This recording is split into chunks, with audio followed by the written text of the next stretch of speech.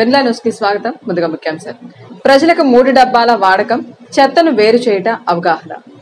Poshan B పడాయి B కార్యక్రమంపై అంగన్వాడీ కార్యకర్తల అవగాహన.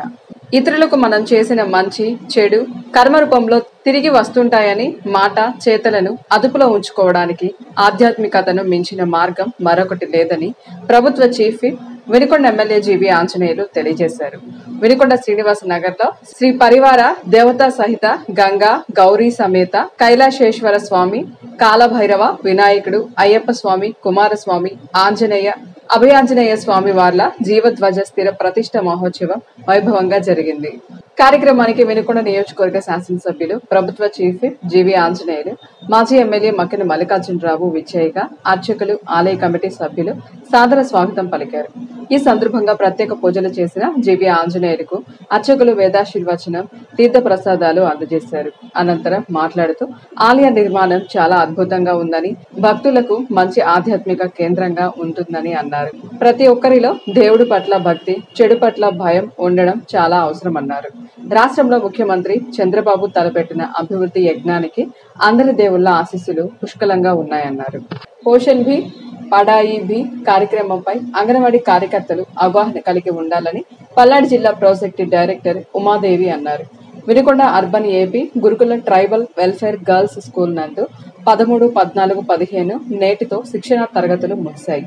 శిక్షణ తరగతులను వినుకొండ పట్టణ సూపర్వైజర్ శ్రీలత, సిడిపిఓ అనురాధ వీధి ఆధ్వర్యంలో తరగతులు నిర్వహించారు. ఈ సందర్భంగా వారు మాట్లాడుతూ కేంద్ర ప్రభుత్వం అంగన్వాడీ సెంటర్ల అభివృద్ధి కోసం 3 రోజుల పాటు పోషణ్ బి పడాయి బి కార్యక్రమాన్ని నిర్వహిస్తున్నట్లు అవగాహన కార్యక్రమంలో ఉమాదేవి మాట్లాడుతూ ఐసిడిఎస్ ప్రాజెక్టు 1975 అక్టోబర్ 2వ తేదీన ప్రారంభమైందన్నారు. కేంద్ర ప్రభుత్వం దశల వారీగా అంగన్వాడీ సెంటర్లను అనేక విధాలుగా కార్యక్రమాలను రూపొందించి అభివృద్ధి చేసిందన్నారు.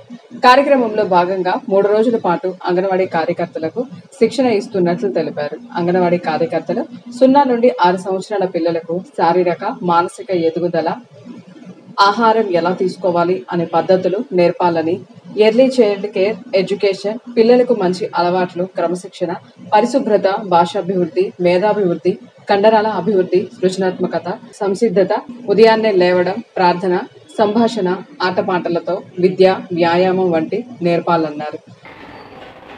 సెంట్రల్ గవర్నమెంట్ వారు పోషణ్ బి పడాయి బి అనేటువంటి ప్రోగ్రామ్ని ఇంప్లిమెంట్ చేసే నిమిత్తం కార్యకర్తలకు 3 రోజులు ట్రైనింగ్ ఇవ్వాలనేది షెడ్యూల్ చేశారు. ఇది ఆ ట్రైనింగ్లో భాగంగా ఇది 3వ రోజు. ఈరోజు వీళ్ళ ట్రైనింగ్లో చెప్పే విషయాలు ఏంటంటే, పిల్లలు మా అంగన్వాడీ సెంటర్లో ప్రత్యేక అవసరాలు ఉన్నటువంటి పిల్లలు ఉంటారు. వాళ్ళని గుర్తించడం, వాళ్ళకి వాళ్ళ పేరెంట్స్ సరైన సలహాలు ఇచ్చి వాళ్ళకి ఏ విధమైన వైద్య సదుపాయం అందించాలి, ఎవరు అందిస్తారు అన్న విషయాల్ని పేరెంట్స్కి చెప్పాలి. అది కాకుండా దీని ముఖ్య ఉద్దేశం ఏంటంటే, మనం ఇప్పుడు అంగన్వాడీ సెంటర్లో 3 to 6 years పిల్లలకి ప్రీ స్కూల్ ఆటపాట మాట కథ సృజనాత్మకత చెప్తాం. దానికి తోడుగా 3 సంవత్సరాల్లో పిల్లల యొక్క స్టిమ్యులేషన్స్ కూడా మీరు మానిటర్ చేస్తూ తల్లికి సరైనటువంటి ట్రైనింగ్, అంటే ఆ బిడ్డ దేనికి ఇదవుతున్నాడు అంటే తను యాక్టివ్గా ఉండడం, ఏ పని చేస్తే ఆ పిల్లోడు యాక్టివ్గా ఉంటాడు. చూడండి, ఒక్కొక్క చోట తల్లి దగ్గర సపోర్ట్గా ఉంటుంది ఎవరో ఒక చుట్టం, ఎవరో ఒకళ్ళు. వాళ్ళు పుట్టిన వెంటనే ఆవిడ మాట్లాడితే వీళ్ళు చూస్తారు పుట్టిన పిల్లలు, అంటే ఆ మాట నాళ్ళు ఆ సౌండ్ని క్యాచ్ చేస్తారు. అలాంటి విషయాలు కూడా పేరెంట్స్కి చెప్పాలి. అలాగే కొంతమంది పిల్లలు శబ్దాన్ని గ్రహించలేరు, అది తల్లికి తెలియదు. బాగా నవ్వుతున్నాడు, భలే ఆడుకుంటున్నాడు అనుకుంటుంది, కానీ వినికిడి శక్తి లేదు అన్నది ఇంట్లో వాళ్ళు గమనించలేరు. ఎందుకంటే ఆ పిల్లల్ని చూసిన ఆనందంలో ఆ లోపాలు కూడా మనకు కనపడవు. అలాగే కొంతమంది పిల్లలకి కాళ్ళు ఇలా కొంచెం వంకర తిరిగి ఉంటాయి, దొడ్డికాళ్ళు అంటారు వాటిని. మరి ఇక్కడ భాష మరి నాకు అంతే కదా, దొడ్డికాళ్ళు అని అంటారు. అది తల్లికి గర్భశిశువుగా ఉండగానే తల్లికి కాల్షియం లోపం. అది అటువంటి లోపాలన్నింటినీ కూడా మళ్ళీ సరిదిద్దుకోవడానికి విండోస్ ఆఫ్ ఆపర్చునిటీస్ అంటాం మన డిపార్ట్మెంట్లో, 1000 days కేర్ అది తీసుకోవాలి. అది ఎలా తీసుకోవాలంటే ఎర్లీ స్టేజ్లోనే గర్భవతిని నమోదు చేసుకోవాలి. డెలివరీ అయ్యే వరకు అమ్మాయిని గమనించాలి. ఆ అమ్మాయి బ్యాక్గ్రౌండ్ హిస్టరీ ఏంటో కార్యకర్త డెఫినెట్గా రికార్డ్ చేసుకోవాలి. దాన్ని బట్టి అమ్మాయి ఎటువంటి ప్రమాదానికి గురికాగలదన్నది ఆ అమ్మాయి ఎస్ఎస్ చేయగలదు. దాన్ని హెల్త్ డిపార్ట్మెంట్కి చెప్తారు. వాళ్ళు వీళ్ళ విషయంలో తీసుకోవాల్సిన కేర్ ఏదైనా ఉంటే కనుక వాళ్ళు తీసుకుంటారు.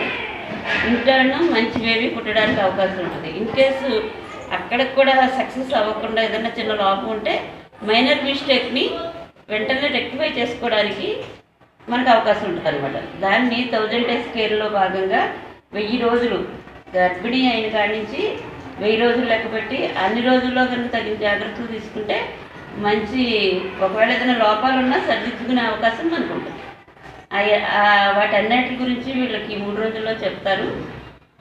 ప్రధానమైన విషయం ఇప్పుడు మనం అనుకున్నదే 3 years బిలో చైల్డ్ యొక్క స్టిమ్యులేషన్స్ని గమనించడం. దాని మీద తల్లిదండ్రులకి కుటుంబ సభ్యులకి కూడా కార్యకర్తలు తగిన సూచనలు ఇస్తారనమాట. అంటే అది పెద్ద నేను మాట్లాడేది పెద్ద భాష ఏం కాదు. జస్ట్ చూడండి, పిల్లలు ఏడుస్తారు. అది వాళ్ళు ఎందుకు ఏడుస్తున్నారో ఏడుపుని బట్టి తల్లి చెప్పగలదు.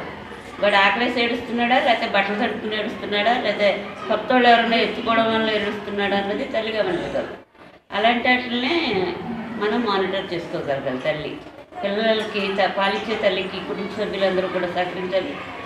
ఎందుకంటే పాలించే టైంలో వెనకాల ఉన్న పని ఇన్సిస్ట్ చేస్తారు. మరి గబగబా పాలించేసి పిల్లల్ని పడుకోబెట్టేసి ఇలా పని చూస్తారు. వెంటనే పిల్లలకు తేనుకు రాకుండా పడుకోబెడితే అవుతుంది, పాలు ముక్కులోకి వెళ్తాయి, వాళ్ళకి శ్వాస ఇబ్బంది వస్తుంది, మరణాలు జరగడానికి కూడా అవకాశం ఉంటుంది. ఇప్పుడు కూడా పాలు పట్టించారు అంటే కనీసం 3-4 తేనుపులు వచ్చే వరకు బుధం మీద పడుకోబెట్టుకుని తట్టిన తర్వాతే ఆ బిడ్డని పడుకోబెట్టాలి. అప్పుడు కూడా హెడ్ పొజిషన్ హైట్లోనే ఉండాలి. అవన్నీ కూడా ఇంట్లో వాళ్ళు కూడా గమనించాలి, అమ్మాయికి సహకరించాలి. ఇవన్నీ కూడా మా సెంటర్స్ ద్వారా మా కార్యకర్తలు తల్లులు చెప్పడం జరుగుతుంది. మున్సిపల్ కమిషనర్ సుభాష్ చంద్రబోస్ ఆదేశాల మేరకు ఫిబ్రవరి నెల 3వ శనివారం theme source segregation awareness campaign ప్రత్యేక పారిశుద్ధ్య కార్యక్రమం వినుకొండపట్నంలోని ఏబిఎం కాంపౌండ్ 10వ వార్డు నందు నిర్వహించారు. ప్రజలకు 3 డబ్బాల వాడకం, చెత్తను వేరు చేయట అవగాహన కార్యక్రమం నిర్వహించబడింది. కార్యక్రమంలో municipal commissioner Subhash Chandrabose, sanitary inspector Sheikh Ismail, ward సచివాలయ సిబ్బంది, మున్సిపల్ సిబ్బంది, మెప్మా సిబ్బంది మరియు వార్డు ప్రజలు పాల్గొన్నారు. ఇదే విధంగా పట్నంలోని 32 వార్డులలో ప్రత్యేక పారిశుద్ధ్య కార్యక్రమాలు నిర్వహించబడినవి. అదేవిధంగా శివై స్తూపం సెంటర్, మార్కాపురం రోడ్డులోని ముండ్లమూరు బస్టాండ్ వద్ద గల పబ్లిక్ టాయిలెట్స్ ను ఆధునీకరించి ప్రజలకు మంచి సదుపాయంగా అందుబాటులోకి తెస్తామని తెలియజేశారు.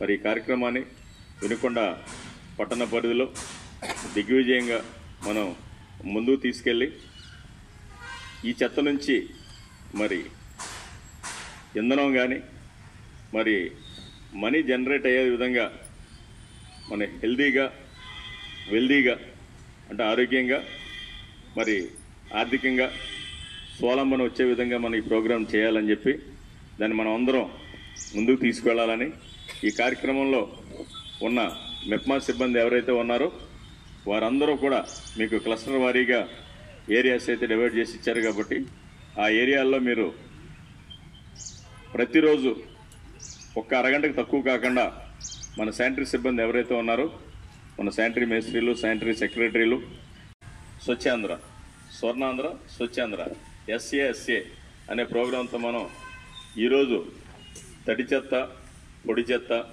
హానికరమైన చెత్తల్ని సోర్స్ లెవెల్ ఎక్కడైతే మనకు చెత్త వస్తుందో అంటే ఇంటి నుండి వచ్చే చెత్త ఎక్కడైతే ఉందో ఆ ఇంటి దగ్గరికి వెళ్ళి అక్కడ నుండే ఆ చెత్తని వేరు చేసి మన తోపుడు బండి ఏదైతే ఉందో ఆ తోపుడు బండిలో ఉన్న 3 డస్ట్బిన్స్ ఏవైతే ఉన్నాయో మరి తడి చెత్తకి ఆకుపచ్చని, పొడి చెత్తకి నీలం రంగు డబ్బాని, అలాగే హానికరమైన చెత్తకి ఎరుపు రంగు డబ్బాని మనం ఉపయోగిస్తాం.